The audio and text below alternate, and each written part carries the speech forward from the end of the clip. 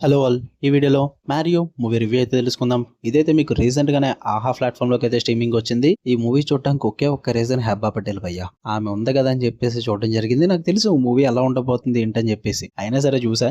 Run time అయితే 2 hours 17 minutes అయితే ఉంది. స్టోరీ ప్లాట్ విషయానికి వచ్చేస్తే ఒక విలన్ అయితే ఉంటాడు. ఆ బాబుకి ఏమనిపించిందో తెలియదు. ఒక సైంటిస్ట్ ని కిడ్నాప్ చేసి ఆ సైంటిస్ట్ ద్వారా ఒక డ్రగ్ అయితే క్రియేట్ చేస్తారన్నమాట. ఆ డ్రగ్ చాలా స్ట్రేంజ్ గా అంటే డేంజరస్ గా ఉంటుంది. ఆ డ్రగ్ వల్ల కొంతమంది సూసైడ్ కూడా చేసుకుని చనిపోతూ ఉంటారు. సో అది క్రియేట్ చేసిన వాళ్ళని పట్టుకోవడానికి పోలీసులు ప్రయత్నిస్తూ ఉంటారు అన్నమాట.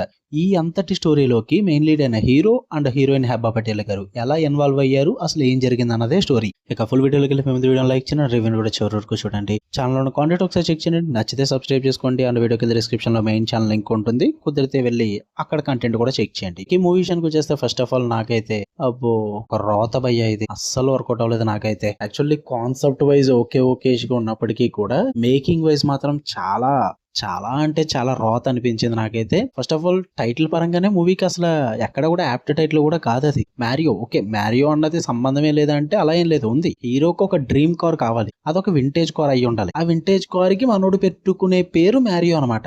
ఇదే టైటిల్. అసలు మూవీలో ఉన్న డ్రగ్ కాన్సెప్ట్ కి హీరోకున్న వింటేజ్ కార్ డ్రీమ్ కాన్సెప్ట్ మ్యారియోకి అసలు సంబంధం ఉండదు. అది పక్కన పెట్టండి.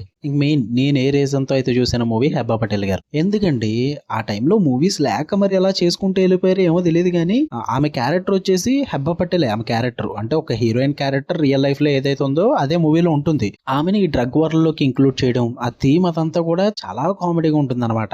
ఎక్కడ కూడా సెట్ అవుతుంది, అసలు చాలా ఫన్నీ వేలో క్రియేట్ చేస్తారు. అదంతా కూడా అంటే కామెడీ వచ్చే విధంగా కాదనమాట. అంటే అంత సీరియస్ గా వర్కౌట్ అవ్వదు అని చెప్పేసి నేను అంటున్నా దానికి అర్థం. అండ్ ఇంకా హీరో క్యారెక్టర్ గానీ ఆ క్యారెక్టర్ చేసే కామెడీ గానీ అసలు వర్కౌట్ అవ్వదు. ఇంకా చాలా ఉంటుంది అనమాట తదంగ మూవీలో రోత చేయడానికి. మెయిన్ గా బాబ్ మార్లే విలన్ క్యారెక్టర్, తన పక్కన ఒక లేడీ క్యారెక్టర్ కూడా ఉంటుంది అనమాట.